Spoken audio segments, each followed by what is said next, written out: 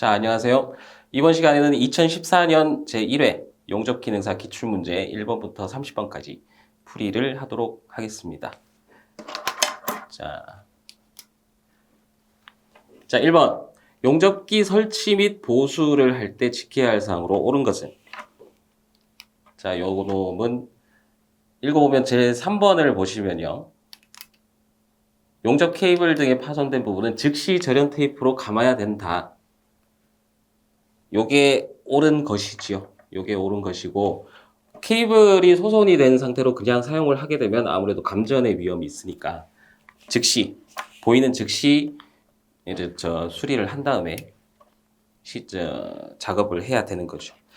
틀린 사항으로는 1번에 셀렌 정류기형 직류 아크 용접기에서는 먼지나 습기 등이 많은 곳에 설치해도 괜찮다.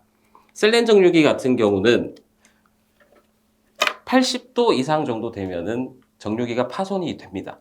그리고 정류기형이 두 개가 있죠. 셀렌 정류기랑 실리콘 정류기. 실리콘 정류기는 150도가 되면은 소손이 돼요. 그러기 때문에 먼지나 습기가 많은 곳에서는 안 되고, 그 다음에 조정 핸들 미끄럼 부분에는 주의를 해서는 안 된다. 주의해도 됩니다. 그런 부분들은 윤활적으로 잘 움직이기 위해서 주의를 그리스라고 하지요. 그런 것들을 잘 발라두는 것도 괜찮고, 그 냉각용 선풍기 바퀴 등에서도 주유를 잘 돌아가게 하기 위해서 그런 것들도 주유를 해도 된다는 거죠. 그 다음 2번. 서브머지드 아크 용접에서 다전극 방식 분류가 아닌 것은? 자, 다전극 방식 분류, 서브머지드 하면은 다전극 방식 분류가 총 3개가 나옵니다. 3개. 텐덤식, 횡병렬, 횡직렬. 요 3개는 외워주시고요. 기출문제 중에서 얘네들 중에서 제일 많이 묻는 애들이 텐덤식을 많이 물어요. 문제상에서는. 뭘 물어보냐? 요놈. 텐덤식은 독립전원, 2개 이상의 와이어가 독립전원, 각각 독립된 전원으로 들어와서 용접이 된다는 거. 그런 식으로 물어보는 문제가 종종 있습니다. 총 3개 있는 거 잘 외워주시고, 그 다음 텐덤식, 독립전원이라는 거. 그것도 잘 외워주시고요. 그 다음에, 자, 답은, 그렇죠. 4번. 이행 형식이 없죠. 그래서 답은 4번. 자, 그 다음 3번. 티그 용접에서 직류 전극성으로 용접할 때 전극 선단 각도로 적합한 것은? 요거는 해설을 보시면은, 전극 선단이라는 거는 우리 전극봉이 있습니다. 티그, 텅스텐 전극봉. 전극성으로 용접을 할 때는 요 부분. 전극봉 끝부분을 뾰족하게 가공을 한 다음에 용접을 해줘야 돼요. 요 각도를 전극 선단이라고 하고요. 그 각이 30에서 50도 정도 되게끔 해줘야 된다. 그래서 답은 3번, 30에서 50도. 자, 그 다음 4번. 용접 결함 중 구조상 결함이 아닌 것은? 구조상 결함. 책에도 나와 있습니다만 구조상 결함 같은 경우는 용접 중에 발생한 결함이 대부분이지요. 언더컷이나 슬래그 섞임, 용입 불량, 융합 불량. 이런 애들은 다 구조상 결함으로 들어가고, 피로 강도라는 거는 뭐냐면은 재료에 금속에 파단되기 직전까지의 힘, 그러니까는 파단되지 않을 정도의 힘을 계속 지속적으로 줬을 때 견디는 정도, 그걸 피로 강도라고 해요. 그놈 같은 경우는 성질상 결함으로 들어가는 거죠. 요 부분에 피로 강도가 들어갑니다. 성질상 결함. 그래서 아닌 것은 4번. 그 다음 5번. 자, 화재 발생 시 사용하는 소화기에 대한 설명으로 틀린 것은? 답은 1번입니다. 1번. 전기로 인한 화재는 포말 소화기를 사용을 한다. 포말 소화기라는 게 쉽게 보시면 거품 소화기라고 보시면 돼요. 거품 소화기.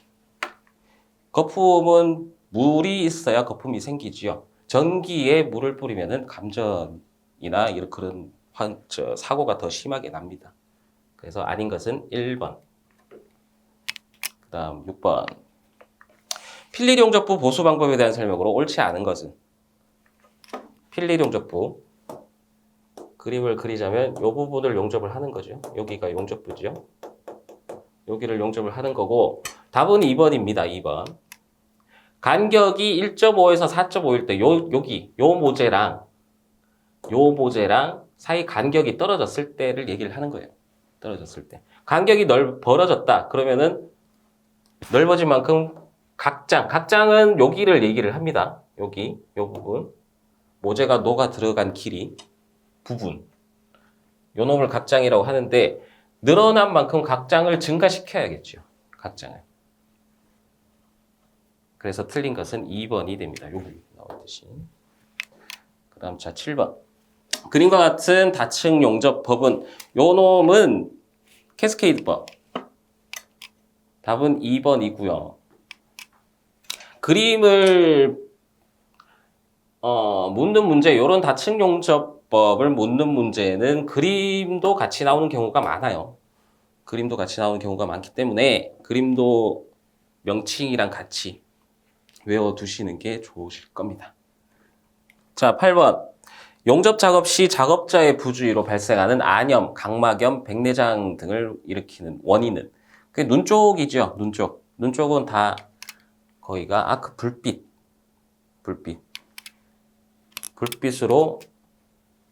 불빛으로 인해서 눈 쪽이 됐고요. 특히나 우리가 조심해야 될 놈은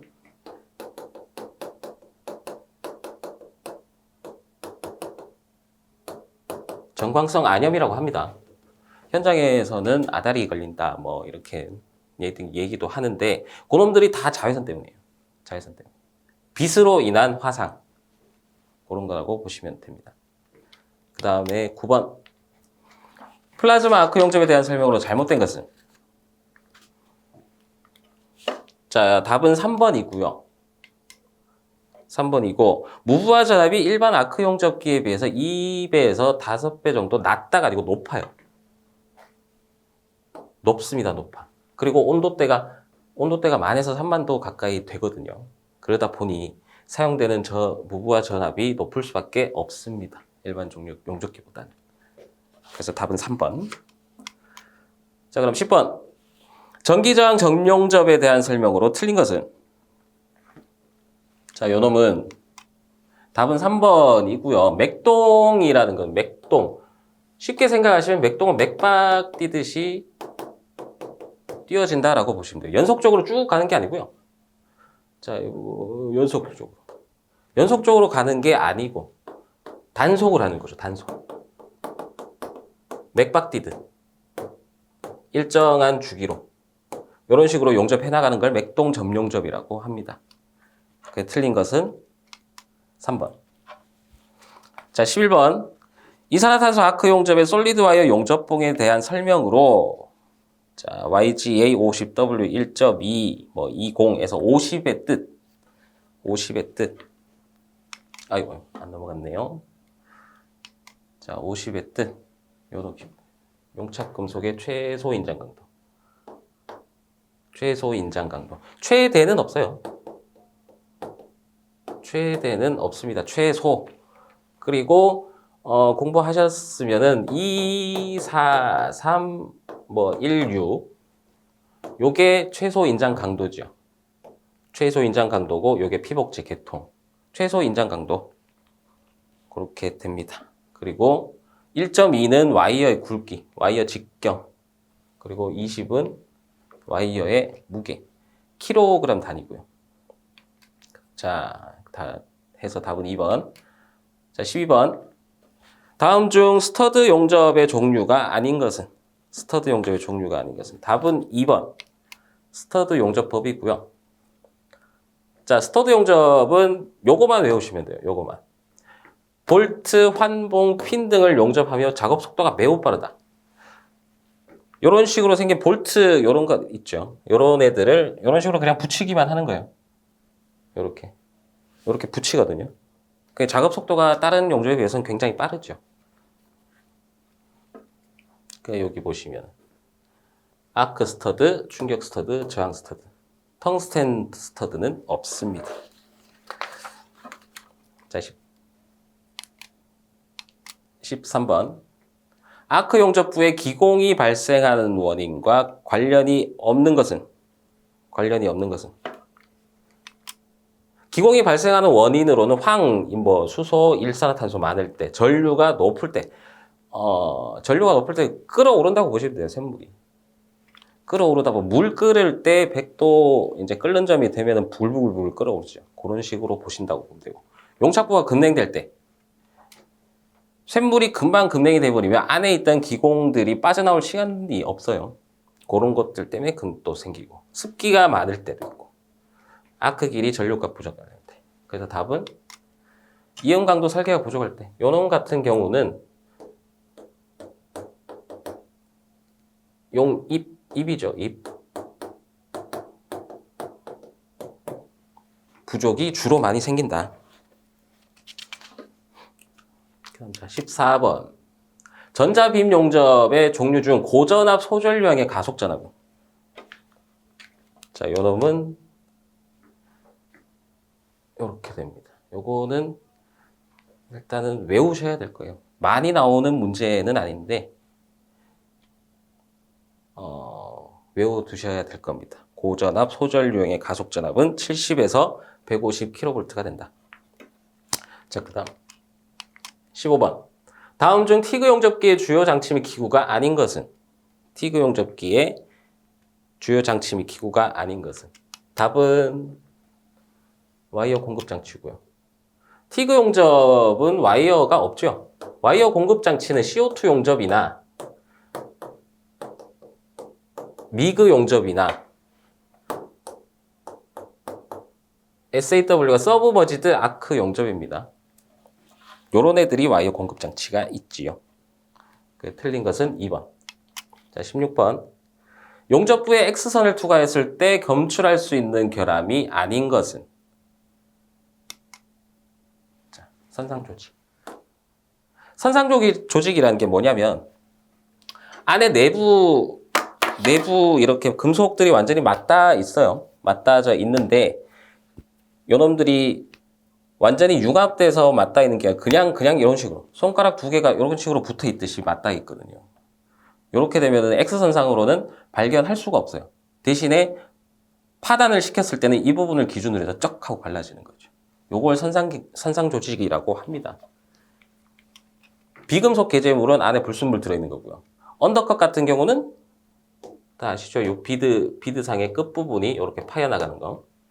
용입 불량은 용입해야 될 부분이 안 녹아진 거죠. 이렇게 했을 때, 요렇게까지만 녹았을 때. 이 부분은 용입 불량이 됩니다. 그렇게 됩니다. 자, 선상조직. 자, 17번. 다층 용접 방법 중 각 층마다 전체 길이를 용접을 한다. 전체 길이를 용접을 합니다. 전체 길이. 여러분 덧살 올림법, 빌드업법. 전체의 길이를 용접하면서 쌓아 올린다. 전체 길이. 필기를 합격하시면 이제 실기 시험도 치셔야죠. 실기 시험 치실 때 다층 용접법을 사용하시게 될 겁니다. 캐스케이드는 계단 모양. 점진 블록은 전체를 점진적으로 용접해 나간다. 점진적으로. 구간을 나눠서.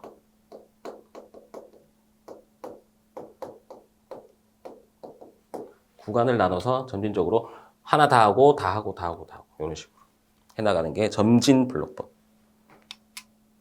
자, 18번. 용접부의 시험 검사에서 야금학적 시험 방법에 해당되지 않는 것은? 야금학적 시험 방법. 자, 용접석 시험.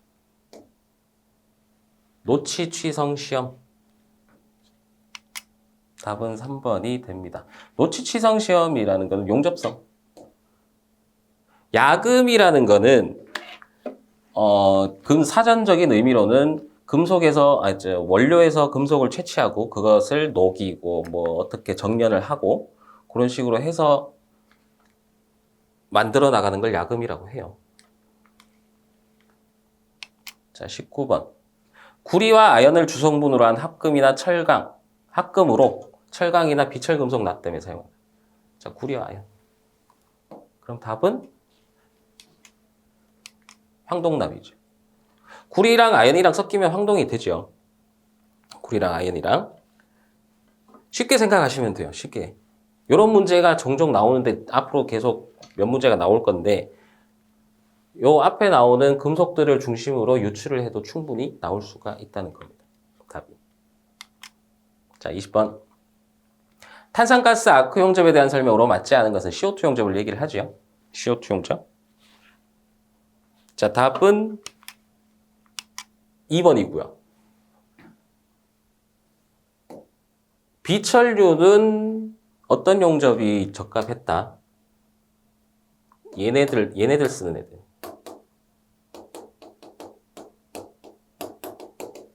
불활성 가스를 사용하는 애들은 비철구류가 적합하고요. CO2는 철계통 용접에 최적화죠. 자, 그 다음에 또 넘어갑니다.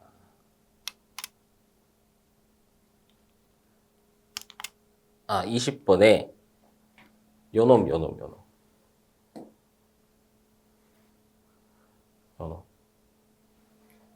요놈은 가스를 사용하는 용접법은 전부 다 방풍장치를 해야 된다라고 나와요. 방풍장치를. 가스를 사용, 그러니까 우리 같은 경우는 CO2랑 티그, 미그 등등 가스를 사용하는 애들. 그 얘네들만 국한된 게 아니고 가스를 사용하는 모든 용접법은 방풍장치를 해야 된다. 이것도 그렇게 기억해 두시면은 개개별로 따로 기억하시기보다는 그게 나을 겁니다. 자, 21번. 미그 용접 제어 장치의 기능으로 크레이터 기능에 의해 낮아진 전류가 서서히 줄어들면서 아크가 끊어지며 이면 용접부가 녹아내리는 것을 방지한다. 요거는 번백 시간.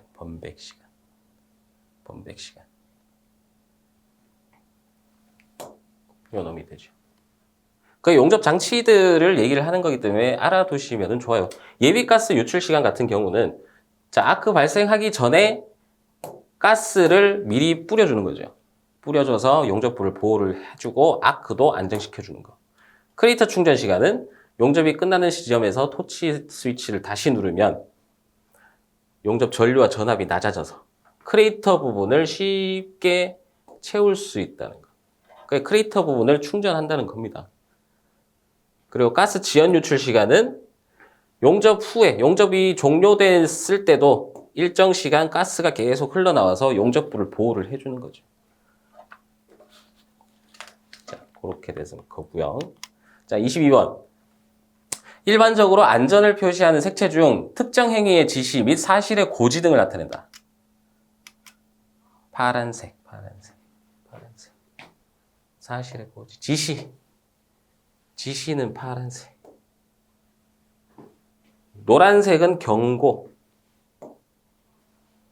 적색은 금지. 이렇게 다 외우시기 힘드시니까 적색은 금지고 청색은 지시, 황색은 경고. 이런 식으로 외워나가시면 됩니다. 그러니까 녹색 같은 경우는 안내.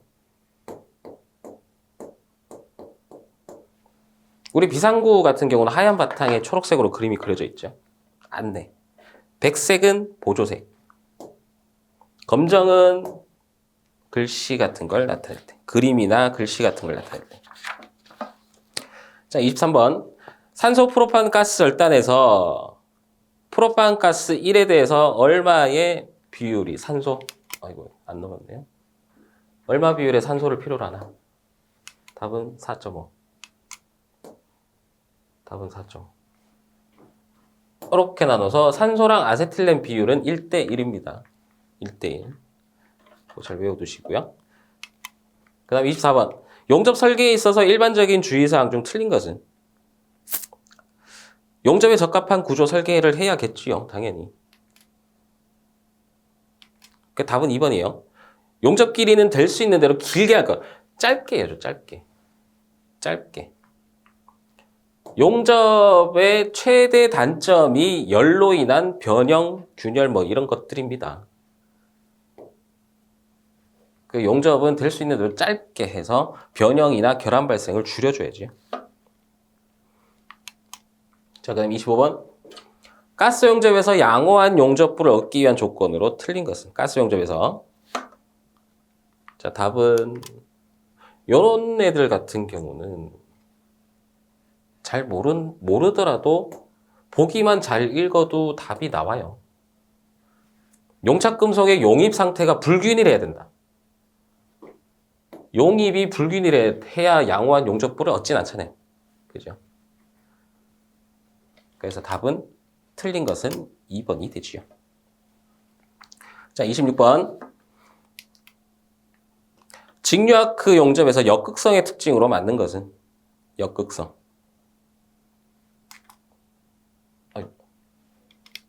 죄송합니다. 자, 역극성. DCRP 모재의 마이너스 극이하고요. 용접봉 쪽에 플러스 극이하고. 뭐 용임이 낮아집니다. 플러스 쪽이 약 70% 정도의 열량이 들어가고요. 마이너스 쪽이 약 30% 정도의 열량이 들어가요. 그게 모재의 마이너스니까 모재 용입은 얕죠.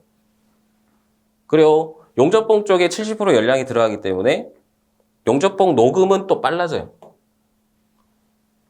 그 용접봉 녹음이 빨라지고 용입이 얕아지다 보니 비드폭은 또 넓어지죠.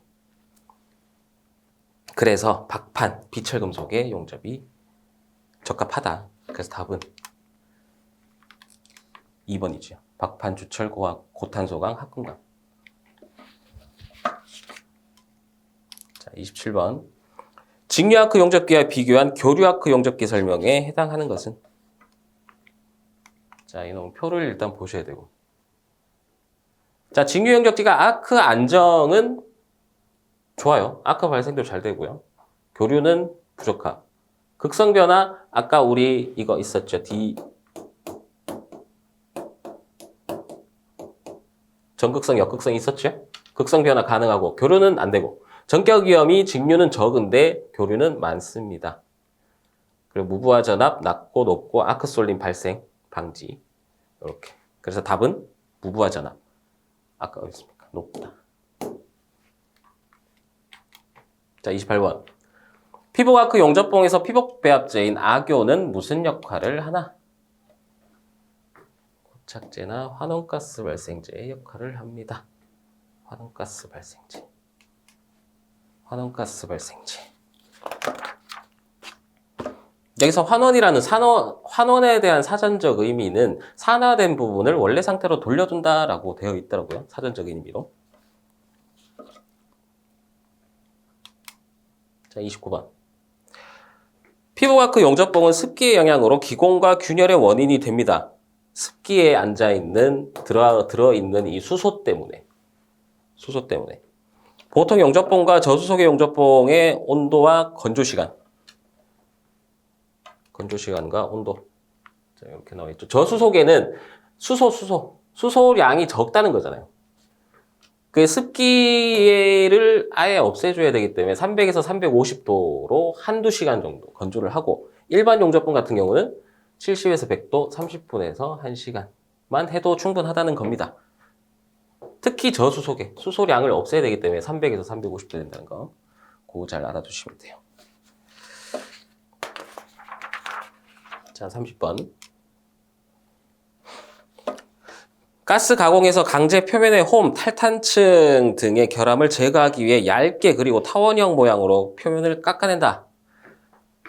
자, 문제를 많이 보시면은 요까지만 나오면은 답이 끝납니다. 요 놈이거든요. 스카핑. 강제 표면의 개재물, 탈탄층 또는 홈을 제거하기 위해 사용한다. 가우징하고는 틀리죠. 얇고 넓게 표면에 붙어 있는 뭐 불순물이라든가 이런 것들을 가스불꽃으로 불어내는 역할을 하는 거예요. 그게 스카핑. 요거도 외워두시면 좋습니다. 요것도. 냉간제는 5에서 7m per minute, 1분에 5에서 7m 간다는 거고요. 열간제는 20m. 그렇게 상당히 빠르다라고 되어 있습니다. 자, 30번까지 진행을 했고요. 다음 시간에는 31번부터 60번까지 진행을 하도록 하겠습니다. 자, 고생하셨습니다.